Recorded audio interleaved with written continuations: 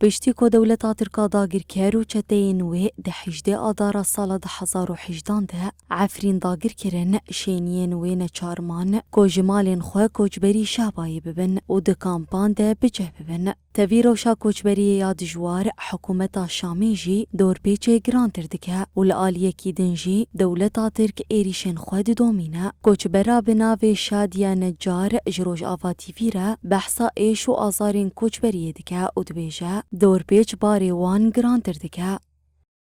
مناطق خو ما قدیدن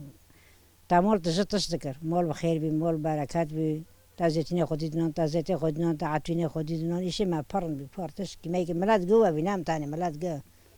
عفنی گزنگینه خیر بیره خو پرایورم حناره خو پر زیتنی خو پرم دور بیره خو پر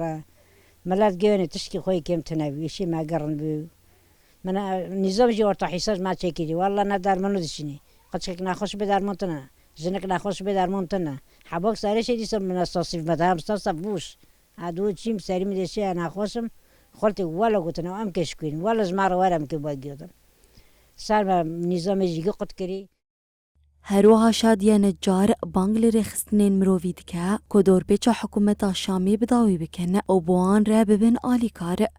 ما كو حقوق اللسان كو مجلس امن كو مجلس دولي قبل ورن حولي ما ببينن خيرم كرنا في حسوري ما تشكري ما تشنارند كري ما تشزلمات كري ما يرش كي كري